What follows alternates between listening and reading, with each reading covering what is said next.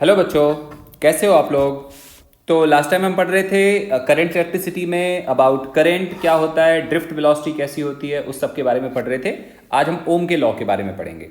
ओम scientist का name है। उन्होंने क्या बताया था? उन्होंने बताया था कि अगर हमारे पास एक ऐसा सिलिंड्रिकल वायर हो और हम इसके अक्रॉस एक सेल या पोटेंशियल डिफरेंस कनेक्ट करें तो इस वायर में ना करंट फ्लो होना शुरू होता है, ऐसे आई, और ये ऐसे आता है। ध्यान से समझो, यहां जब मैं वायर की बात कर रहा हूं तो हम केवल इतने से वायर को कंसीडर करेंगे, बाकी को हम क्या मान के चलेंगे, इस सब को हम आइडियल मान के चलेंगे। आइडियल मतलब इसमें कोई रेजिस्टेंस नहीं है, कोई कुछ नहीं है, बस ये सिंपल एक कंडक्टर है।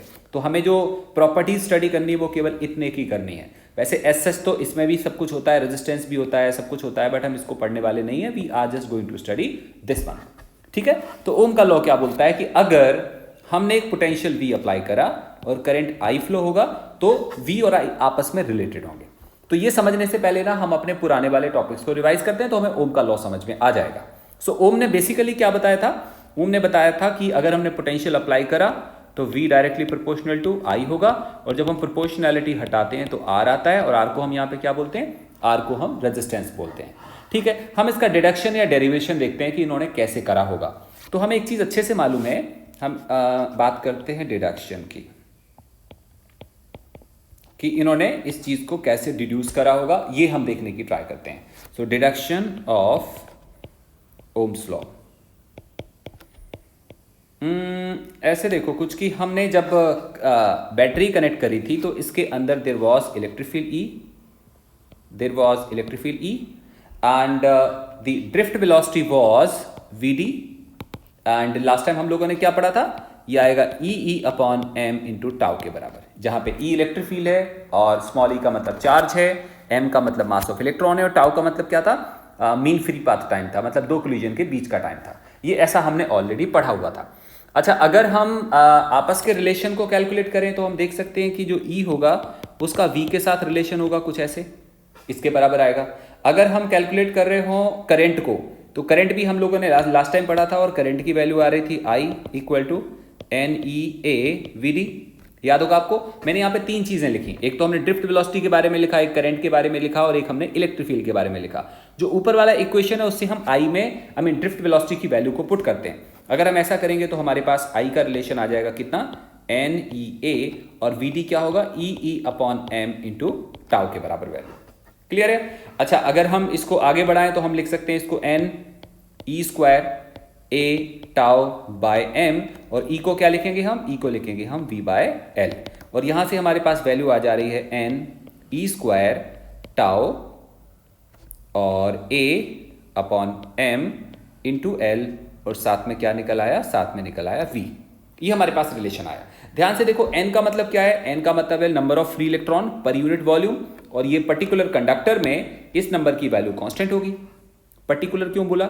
कॉपर में इसकी वैल्यू डिफरेंट होगी, आयरन में डिफरेंट होगी, सो पर्टिकुलर कंडक्टर के लिए कांस्टेंट होगा।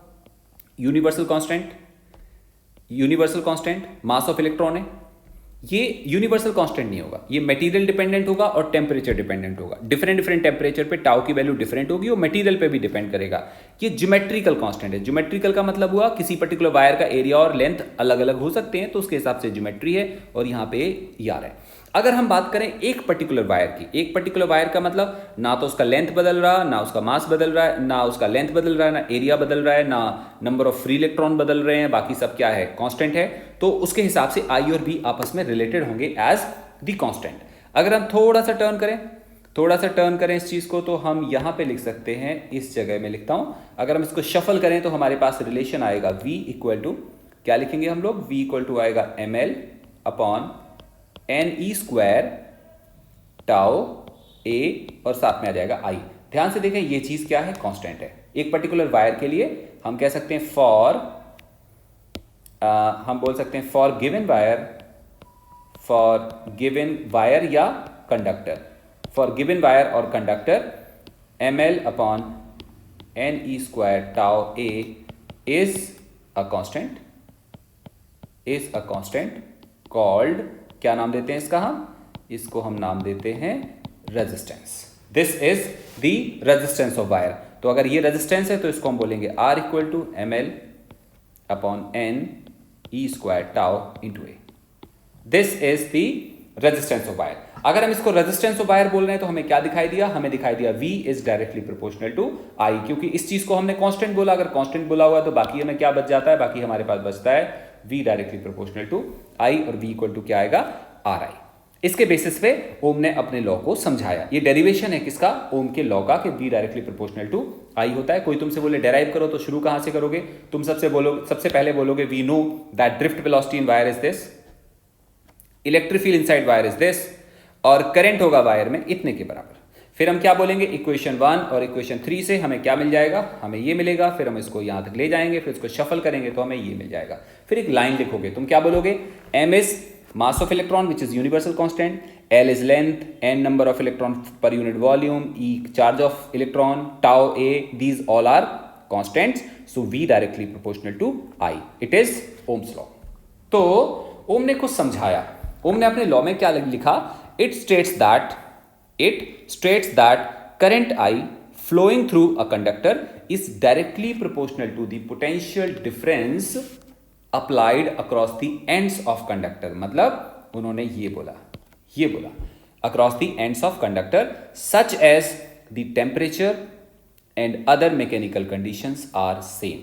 ध्यान से समझो, ये V directly proportional to I कब आएगा, जब हम वायर का टेम्परेचर सेम रखेंगे। अगर हमने वायर का टेम्परेचर बढ़ा दिया तो कंडक्टर के अंदर के इलेक्ट्रॉन ज्यादा तेज भागेंगे तो उनके टकराने का टाइम क्या हो जाएगा, कम हो जाएगा। अगर टकराने का टाइम कम होगा तो टाउ की वैल्यू सेम नहीं रहेगी।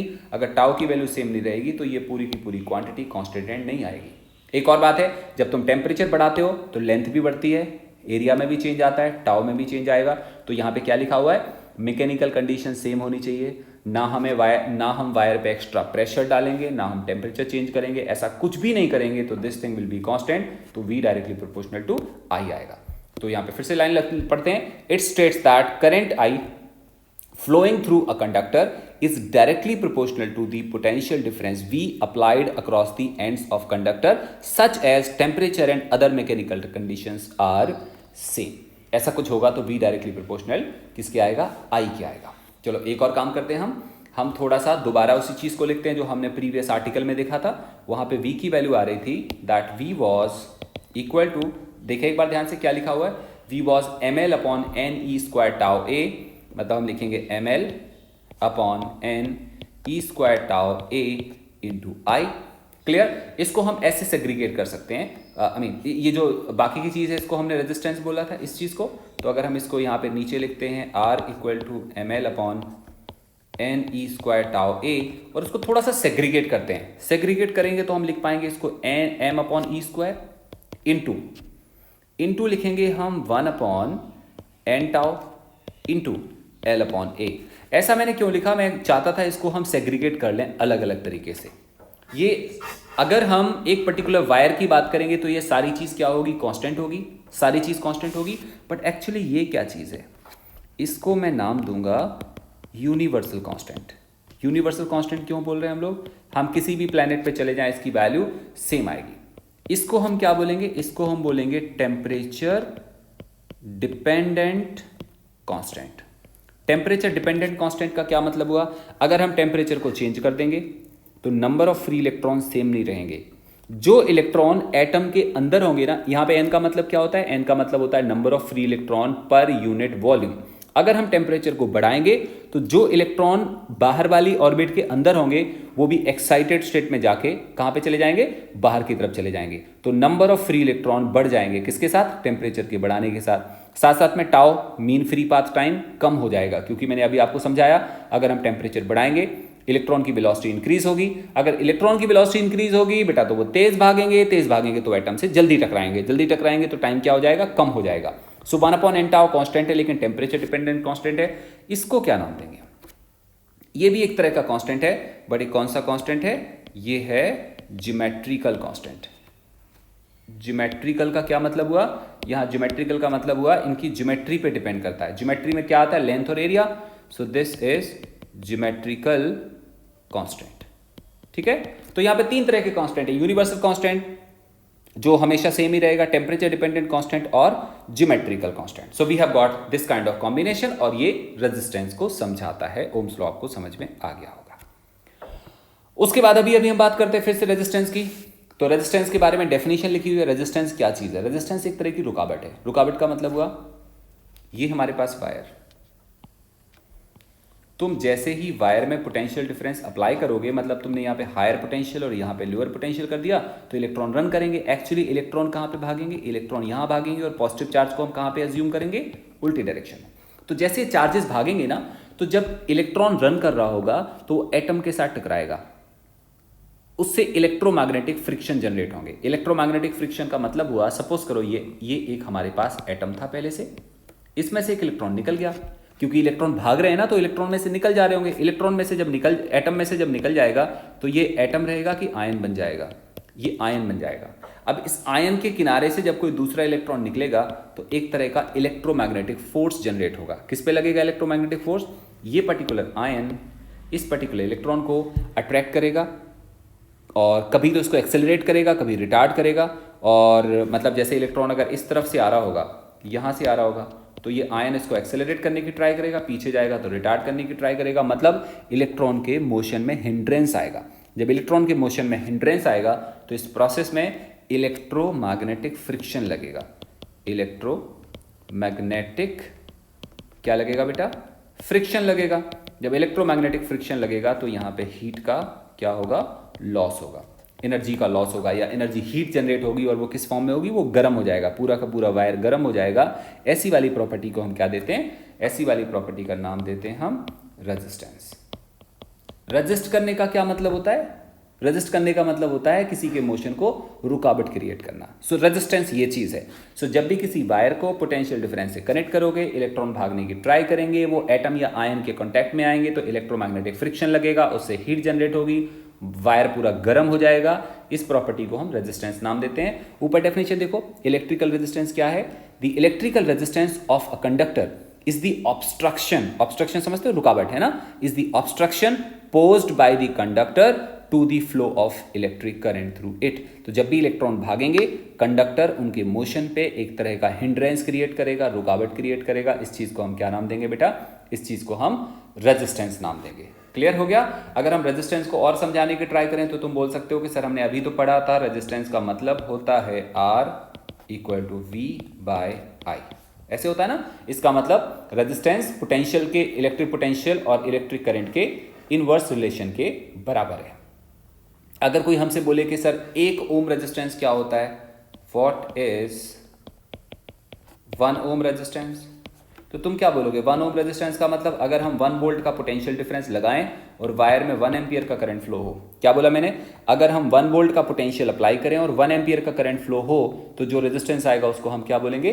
1 ओम रेजिस्टेंस बोलेंगे। जैसे 1, अगर मैं लैंग्वेज लिखवाने की बात करें तो हम लोग क्या लिखेंगे? 1 ohm is the electrical resistance of a conductor through which a current of 1 ampere flows when potential difference of 1 volt is applied across ends of conductor। Language समझ आई? कोई हमसे बोले कि 1 ओम रेजिस्टेंस क्या है, तो तुम बोलोगे 1 ओम रेजिस्टेंस है वो वाले कंडक्टर का रेजिस्टेंस जिसमें 1 एम्पियर का करंट फ्लो हो रहा हो और उसमें पोटेंशियल डिफरेंस हमने कितना लगा रखा हो? 1 वोल्ट के बराबर लगा रखा हो। That is basically the 1 ohm resistance. तो हम यहां तक पहुंच चुके हैं कि R = m/e² 1/n tau L/A, और ये सारी की सारी चीजें कांस्टेंट है। लेकिन ये कांस्टेंट किसके लिए है? ये कांस्टेंट है एक, मैं बार बार बोल रहा हूं, एक पर्टिकुलर वायर के लिए या पर्टिकुलर कंडक्टर के लिए। तो हम ऐसे लाइन लिख सकते हैं, जैसे ये पर्टिकुलर कंडक्टर है, इसकी लेंथ अभी हाल के लिए कांस्टेंट है, इसका एरिया अभी हाल के लिए कांस्टेंट है, और इसमें m तो यूनिवर्सल कांस्टेंट है, E यूनिवर्सल कांस्टेंट है। अगर हम मान के चले कि टेम्परेचर भी कांस्टेंट है, टेम्परेचर भी कांस्टेंट है, इसका मतलब हुआ इसमें n और टाउ कैसे होंगे? ये कांस्टेंट होंगे। इसका मतलब हम कह सकते हैं for given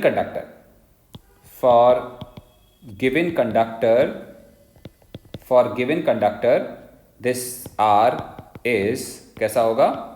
R is constant. But अगर कंडक्टर बदल देंगे तो वो चीजें बदल सकती हैं। क्लियर हो गया? अच्छा, अब अगर हम बात करते हैं m/e² 1/n tau, तो ये what is this? It is again a constant, but ये मटेरियल डिपेंडेंट कांस्टेंट है। मटेरियल डिपेंडेंट है। मटेरियल डिपेंडेंट क्यों बोला मैंने? क्योंकि इसमें ज्योमेट्री नहीं आ रही है। तो ये मटेरियल डिपेंडेंट है और इसमें m और e यूनिवर्सल कांस्टेंट हो गया, n और टाउ टेम्परेचर डिपेंडेंट हो गया और इस चीज़ को हम नाम देते हैं रेजिस्टिविटी रो। तो दिस इज रेजिस्टिविटी रो से रिप्रेजेंट करेंगे equal to 1/m e² tau और n, ये वैल्यू आएगी रेजिस्टिविटी। तो अगर हम इस चीज को रेजिस्टिविटी नाम देते हैं तो हमारे पास R की वैल्यू आएगी क्या, रो L/A, जहां पे L और A क्या चीज है, ज्योमेट्री है, और रो क्या चीज है, रेजिस्टिविटी है। तो पहला वाला पॉइंट है, अगर हम बात कर रहे हैं फर्स्ट पॉइंट की, कि material is same and temperature is same, temperature is same, तो जो रो होगा वो कांस्टेंट आएगा, वो कांस्टेंट आएगा L, A में चेंज, L, A में चेंज। तो अगर L और A चेंज हो सकते हैं तो R भी कैसा होगा, R भी में चेंज, R में चेंज। इसका मतलब हुआ कि एक पर्टिकुलर मटेरियल में, जैसे हम बात करें कॉपर की, तो कॉपर में अलग अलग वायर का रेजिस्टेंस अलग अलग होगा, क्योंकि हर वायर का लेंथ अलग है, हर वायर का एरिया अलग है। हाँ, लेकिन कॉपर अकेला है, उसकी रेजिस्टिविटी नहीं बदलेगी प्रोवाइडेड टेम्परेचर चेंज ना हो रहा। ये पहला चेंज है। दूसरी बात करते हैं हम, दूसरी बात करते हैं material same, material is same but temperature is not same, is not same. Material same है लेकिन टेम्परेचर सेम नहीं है, तो ऐसे पर्टिकुलर केस में rho is not same. Material same नहीं है, सॉरी मटेरियल सेम है लेकिन टेम्परेचर सेम नहीं है, तो रो सेम नहीं होगा। या फिर ऐसे भी कह सकते हैं, और material is not same, material ही सेम नहीं है, material is not same, then हम क्या बोल सकते हैं, then resistivity is not constant, not constant. मतलब या तो मटेरियल सेम ना हो तब भी रेजिस्टिविटी अलग होगी, या फिर मटेरियल सेम है लेकिन अलग अलग टेम्परेचर है, तब भी रेजिस्टिविटी की वैल्यू डिफरेंट आएगी। अभी हम रेजिस्टेंस का वेरिएशन देखते हैं कि वो किन किन चीजों पे डिपेंड करता है और कैसे कैसे चेंज होता है। तो हमारे पास रेजिस्टेंस का फॉर्मूला है R equal to rho L/A। अगर हम इस फॉर्मूले को ध्यान से देखें तो ये रो पे चेंज डिपेंड कर रहा है, L पे डिपेंड कर रहा है और एरिया पे डिपेंड कर रहा है। सो पहला वाला केस है, हम बात कर लेते हैं केस वन। इसमें हम लिख सकते हैं changes in resistance changes due to change in. So पहला वाला पॉइंट लिख लेते हैं हम रेजिस्टिविटी। केस 1 है रेजिस्टिविटी और वो है रो। मतलब अगर हम मटेरियल की रेजिस्टिविटी को बदल दें तो रेजिस्टेंस बदल जाएगा। जैसे एक मटेरियल हमने ले लिया, एक मेटल ले लिया जिसकी रेजिस्टिविटी रो है, हमने एक दूसरा मेटल ले लिया जिसकी रेजिस्टिविटी ट्वाइस है, ज्योमेट्री सेम है बट रेजिस्टिविटी ट्वाइस है, तो हम क्या कह सकते हैं कि उसका रेजिस्टेंस डबल हो जाएगा। और यहां पे हम रिलेशन लिख सकते हैं, R is directly proportional to rho. अगर ज्योमेट्री कैसी हो, ज्योमेट्री इज सेम, ज्योमेट्री में कोई चेंज नहीं कर रहे, मतलब लेंथ और एरिया सेम है, तो R is directly proportional to rho आएगा। Case two R directly proportional to length, सामने दिख रहा है हमें, फॉर्मूले में दिख रहा है R directly proportional to length, लेकिन इसमें हमने क्या मान के चला है, हम लोग मान के चल रहे हैं कि material is same and area के बारे में हम लोग क्या कह रहे हैं, एरिया इज ऑल्सो सेम। तो यहां पे हम मटेरियल सेम मान के चल रहे हैं और एरिया सेम मान के चल रहे हैं, तो रेजिस्टेंस का रिलेशन क्या आएगा, डायरेक्टली प्रोपोर्शनल टू L आएगा। जैसे कोई हमसे बोलता है कि हमारे पास ना, एग्जांपल ले लेते हैं हम एक छोटा सा, हमारे पास एक वायर है, हमारे पास एक वायर है और इसकी लेंथ है L के बराबर और रेजिस्टेंस है R के इक्वल। अगर हम इसकी लेंथ को डबल कर देते हैं, कीपिंग एवरीथिंग सेम, सब कुछ सेम है, इसकी लेंथ को हमने अब डबल कर दिया, तो रेजिस्टेंस कितना हो जाएगा, 2R हो जाएगा। कंडीशन क्या है, यहाँ भी एरिया A था, यहाँ भी A है, यहाँ रेजिस्टिविटी रो थी और यहाँ भी रेजिस्टिविटी क्या है, रो है। तो पहले वाले केस में रेजिस्टेंस R आ रहा है, दूसरे वाले केस में रेजिस्टेंस कितना आएगा, 2R के इक्वल आएगा। हाँ, लेकिन एक और एग्जाम्पल ऐसे हो सकता है कि हमारे पास एक वायर है, हमारे पास एक वायर है और हमने इसकी लेंथ L और एरिया A है, और हमने क्या करा, इसको पुल कर दिया, इसको हमने पुल कर दिया। इसका मतलब ऊपर वाले केस में पुल नहीं करा था, ऊपर वाले केस में हमने एक वायर का पीस लिया था जिसकी लेंथ L थी, दूसरे की 2L थी। इस वाले केस में हमने पुल कर दिया और उसकी लेंथ को बढ़ा दिया, लेंथ को हमने लेंथ डबल्ड, लेंथ को हमने डबल कर दिया। अगर हम लेंथ को डबल करेंगे तो क्या सोचते हो, इस वाले केस में एरिया को सेम लेना चाहिए कि एरिया को डिफरेंट होना चाहिए?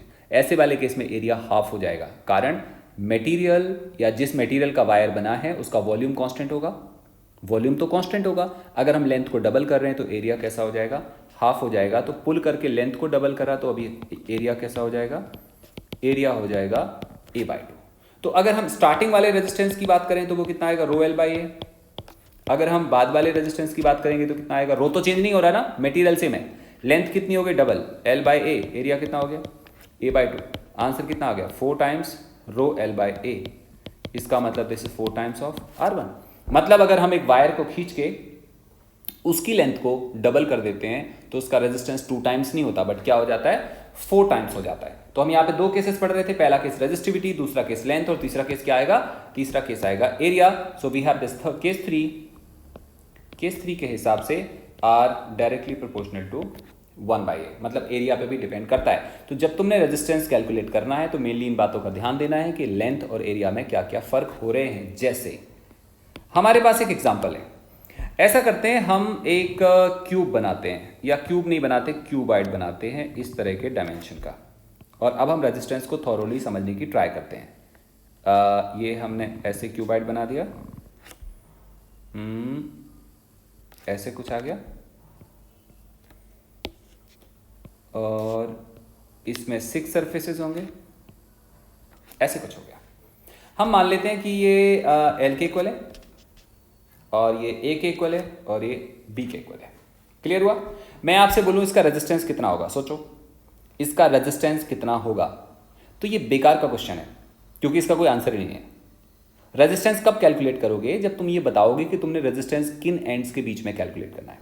कोई तुमसे बोलता है कि सर हमने पता क्या करा, हमने वायर इनके बीच में कनेक्ट करा।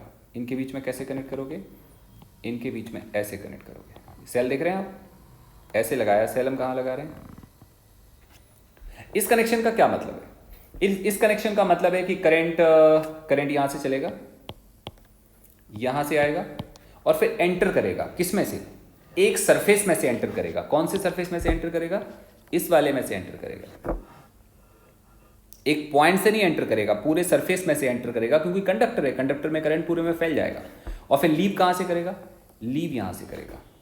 तो करंट जिस क्रॉस सेक्शन में से पास होके जा रहा होगा उस एरिया को हम बोलेंगे क्या, बताओ, A इंटू बी। बिकॉज जिस क्रॉस सेक्शन की हम बात कर रहे हैं वो एक्चुअली कौन सा वाला है, वो ये वाला है या ये वाला है, और वो A इंटू बी के बराबर होगा। और जिसको हम लेंथ बोल रहे हैं, जिसको हम लेंथ बोल रहे हैं वो कितने के इक्वल है, L के इक्वल है। अगर कोई हमसे बोलता है कि R बताओ, तो R तो दोनों पे डिपेंड करता है, L पे भी और एरिया पे भी। तो रो इंटू L बाय क्या लिखेंगे हम, A into b. I hope आपको क्लियर हो रहा है। एक काम करते हैं, हम सेम डायग्राम फिर से बनाते हैं, सेम क्यूब बनाते हैं, लेकिन अब हम क्या करते हैं, उसका मेजर करने का मेथड बदल देते हैं। अभी हमने लेफ्ट एंड और राइट एंड के बीच में रेजिस्टेंस कैलकुलेट करा, अब हम टॉप और बॉटम के बीच में कैलकुलेट करते हैं। मतलब हम अपने सेल को टॉप और बॉटम के बीच में कनेक्ट करते हैं। जैसे कोई बोलेगा सर ये एक पॉइंट है, मैं कहा बिल्कुल ठीक है सर, हम एक वायर यहाँ नीचे लगा देते हैं और इसको आगे ले आते हैं, बहुत सही है सर। ये एक पॉइंट है, मैंने कहा बहुत बढ़िया, यहाँ पे हम एक वायर लगा देते हैं और ऐसे ले आते हैं, मैंने कहा बहुत अच्छी बात है, और हम सेल को ऐसे कनेक्ट कर देते हैं। वी सर अब बताओ रेजिस्टेंस कितना आएगा। तो ऑब्वियस ही बात है, अब हमने क्या करना है, अब हमने करंट को यहाँ से फ्लो कराना है। सबसे पहले करंट जाएगा और फैल जाएगा कहाँ पे, इस सरफेस पे फैल जाएगा पूरे पे, और फैल के फिर वहां पे फैला नहीं रहेगा, किधर जाएगा, हायर पोटेंशियल से लोअर की तरफ जाएगा। So current will flow along this direction, ये करंट की डायरेक्शन, यहां से करंट भाग रहा होगा, ऐसे करंट जा रहा होगा। तो किस एरिया को यूज करते हुए करंट जाएगा, एरिया यूज करेगा ऊपर वाला। हम लोगों ने इसको बोला था L, इसको बोला था A, ऐसे बोला था ना हम लोगों ने, हाँ A, और उसको हमने क्या बोला था, इसको हमने बोला था B। इसका मतलब अब की बारी जो एरिया आएगा वो कौन सा आएगा, वो टॉप वाला आएगा। ध्यान से देखने की ट्राई करो। ऐसे वाले केस में, इसको भी हम एग्जांपल नाम दे देते हैं, ऐसे केस में जो एरिया आएगा वो कितने के इक्वल होगा, वो होगा L मल्टीप्लाइड बाय A के इक्वल। और ऐसे केस में जो लेंथ होगी, एक्चुअली लेंथ बेटा हम L नहीं लेंगे, क्योंकि करंट ने कहाँ से चलना है, करंट ने इस सरफेस से चल के इस सरफेस तक जाना है। एक्चुअली डिस्टेंस कितनी कवर होगी, डिस्टेंस कवर होगी इतने के इक्वल, तो जिसको हम लेंथ बोल रहे हैं वो B आएगा। तो ऐसे केस में जब हम रो कैलकुलेट करेंगे तो what is that, rho is sorry rho नहीं, हमने कैलकुलेट करना है बेटा रेजिस्टेंस। R करेंगे वो आएगा रो L बाई A, L का मतलब B और A का मतलब क्या हुआ, एरिया का मतलब हुआ A into L. This is answer. मुझे लग रहा है आपको समझ में आ गया होगा। हम अलग अलग एरिया अलग अलग एंड्स के बीच में कैलकुलेट कर सकते हैं। इसमें 3 कॉम्बिनेशन बन सकते हैं। 2 मैंने समझा दिए, थर्ड वाला कॉम्बिनेशन आप खुद से चेक करके देखो कि क्या आंसर आएगा और आप उसको निकाल पाओगे। सो ये है हमारे पास मेथड क्या कैलकुलेट करने का, रेजिस्टेंस निकालने का।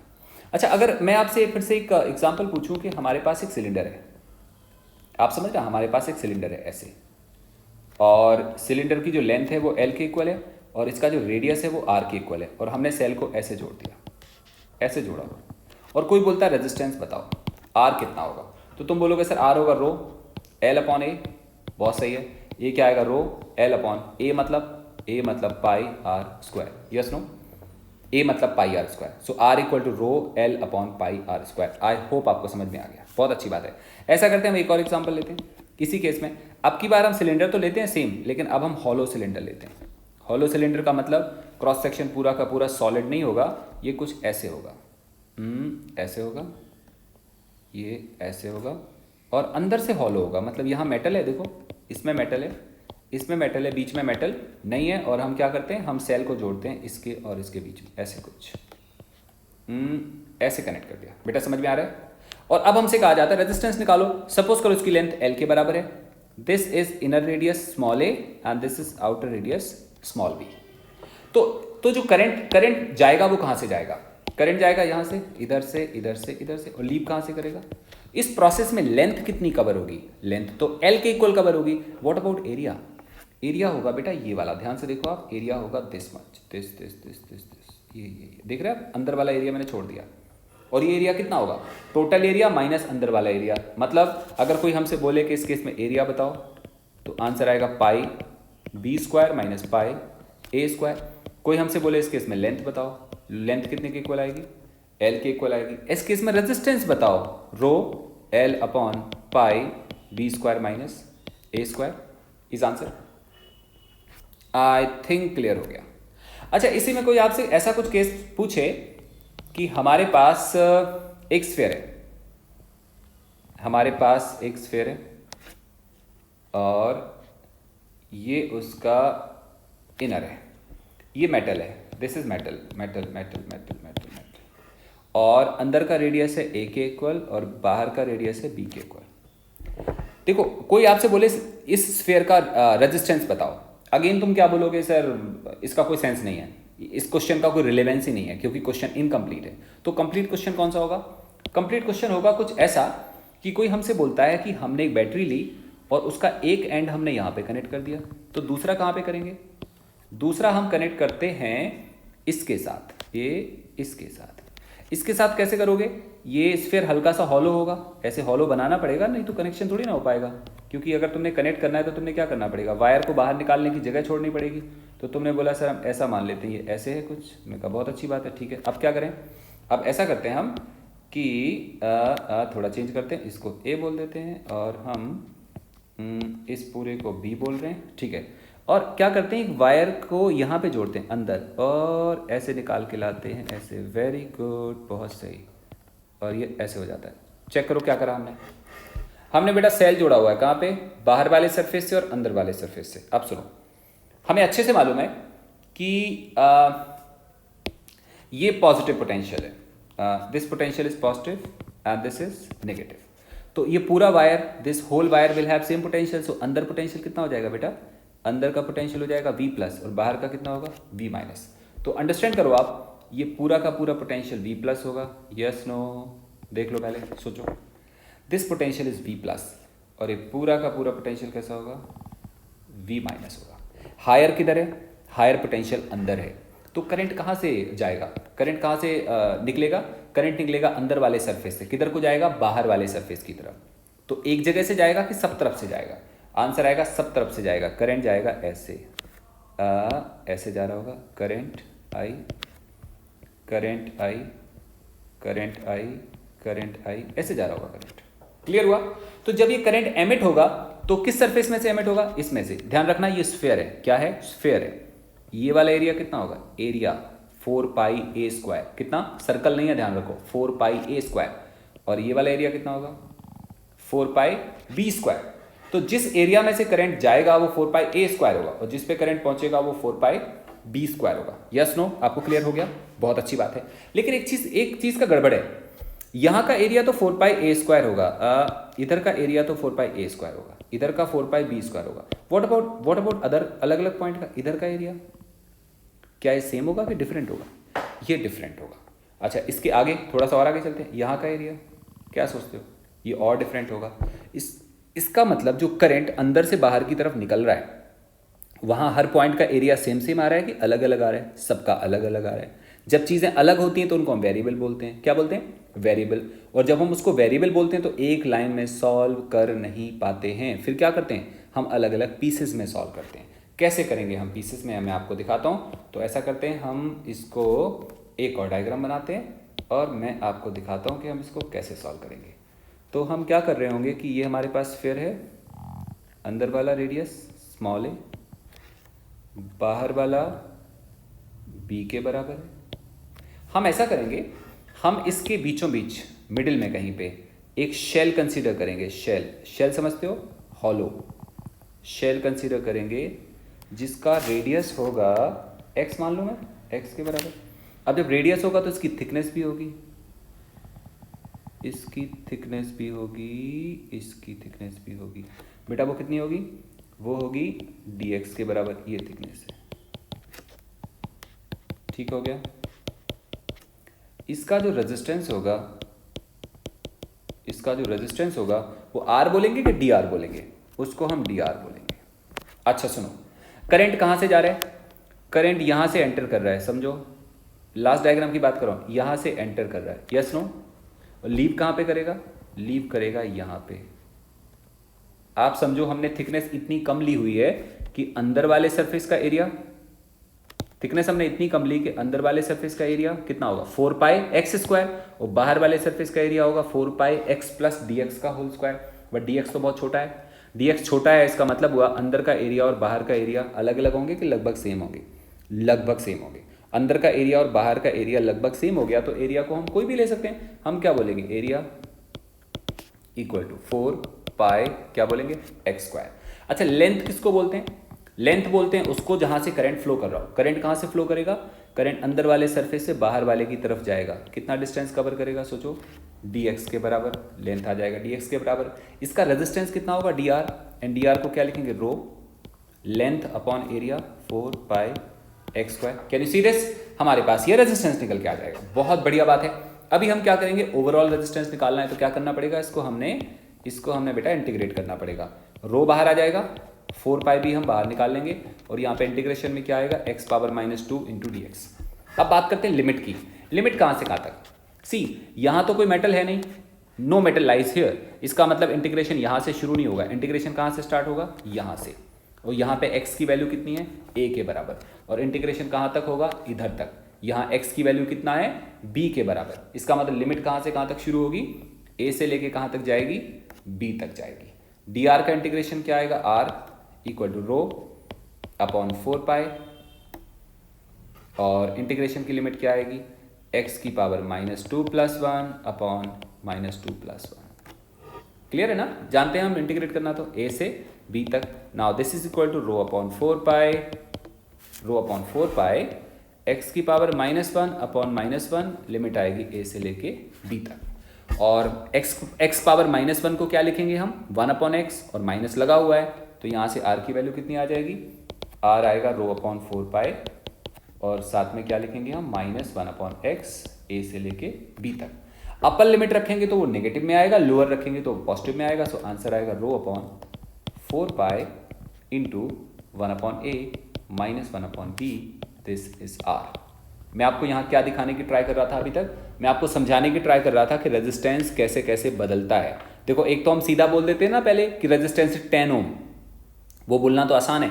बट अगर आपको अलग अलग तरह की ज्योमेट्री गिवन हो और उन ज्योमेट्री के हिसाब से फिर आपसे कहा जाए कि आप बताओ कितना रेजिस्टेंस आएगा या उसकी वैल्यू कितनी आएगी, तो दैट यू कैन कैलकुलेट। तुम उसको बता सकते हो इसको प्रॉपर सॉल्व करके कि उसकी वैल्यू कितनी निकल के आएगी। अच्छा, सेम एग्जाम्पल जो मैंने अभी आपको इसमें करवाया ना, सेम एग्जाम्पल मैं आपको सिलेंडर में करवा सकता हूँ। जैसे ये हमारे पास सिलेंडर हो, ध्यान से समझना बेटा, ये सिलेंडर है, और ऐसे कुछ है। हम लोग कैसा सिलेंडर ले रहे हैं, सॉलिड के हॉलो, हम लोग हॉलो कंसीडर कर रहे हैं। देखो ये हॉलो सिलेंडर है। अभी हमने प्रीवियस केस में कनेक्शन कहाँ पे करा था, प्रीवियस केस में कनेक्शन हमने इधर और इधर करा था, लास्ट एंड्स में करा था। लेकिन अब हम कनेक्शन को बदलने वाले हैं, अब हम कनेक्शन को करने वाले हैं इसके अंदर और बाहर वाले पॉइंट। देखो एक पॉइंट हम ये ले लेते हैं, ले लिया, यहाँ बैटरी का नेगेटिव और यहाँ बैटरी का प्लस। अब प्लस कहाँ पे जोड़ते हैं हम, प्लस जोड़ते हैं हम यहाँ पे, यहाँ से वायर निकाल लेते हैं। Can you see this? इसमें हुआ क्या, इसमें यह हुआ कि अगर ये V प्लस है और ये V माइनस है तो अंदर वाला पूरा सरफेस किस पोटेंशियल पे आ गया, V प्लस पे। दिस इज V प्लस, ये वाला V प्लस, ये वाला V प्लस। चार्ज नहीं है, ध्यान रखना, this is not charge, electrostatics नहीं पढ़ रहे, this is not charge, I am showing potential, not showing charge. Upper is V minus and V minus. So current कहाँ से चलेगा, करंट अंदर वाले सरफेस से निकलेगा और कहाँ पे जाएगा, बाहर वाले सरफेस पे जाएगा। मतलब बाहर चलता रहेगा और अंदर से बाहर निकलता रहेगा। और हमने कैलकुलेट करना है कि इसका रेजिस्टेंस कितना आएगा। तो अच्छा पता क्या होगा, जैसा डायग्राम बना हुआ है तुम ऐसा डायग्राम मत बनाओ, तुम डायग्राम बनाओ ये वाला क्रॉस सेक्शन का डायग्राम। तो अगर ऐसे केस में हम क्रॉस सेक्शन का डायग्राम बनाएंगे तो हमें दिखाई देगा कि वो ऐसे डायग्राम आ जाएगा, ऐसे आ जाएगा। अंदर वाले रेडियस को हम ए ले लेते हैं, बाहर वाले को बी। ध्यान रखना ये सर्कल नहीं है, ये स्फीयर नहीं है, क्या है, सिलेंडर है। करते कैसे होते थे, हम यहाँ से जाएंगे बाहर और एक्स रेडियस ले लेंगे और एक्स रेडियस का हम एक सिलेंडर कंसीडर करेंगे ऐसे। Can you understand? एक ऐसा सिलेंडर ले लेंगे और इस सिलेंडर की थोड़ी सी थिकनेस भी लेनी पड़ेगी ना, और थोड़ी सी थिकनेस भी ले लेंगे, इतनी थोड़ी सी, दिस मच, और वो कितने के बराबर होगी, dx के बराबर। इस सिलेंडर को निकालते हैं बाहर, निकाल लिया और उसको सीधा खड़ा कर देते हैं। सीधा रखेंगे तो ये ऐसा दिखाई देगा, आपको ऐसा दिखाई देगा, ये ऐसे दिखाई देगा। बहुत ही सही है, बच्चे बहुत समझदार हैं, बिल्कुल ऐसे ऐसे ऐसे होगा। और वाह कितना अच्छा डायग्राम बन गया। और ये ऐसे होगा, सही है ना।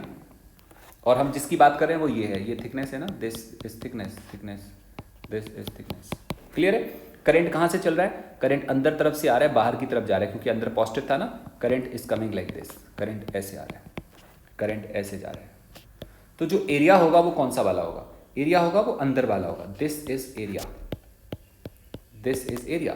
और एरिया कितना होगा, इसका रेडियस कितना है, x है, तो एरिया कितना होगा 2πxl, जहां पे l क्या चीज है, सिलेंडर का लेंथ है। बेसिक ज्योमेट्री है बेटा, हम लोगों ने छोटे क्लासेस में पढ़ रखा है।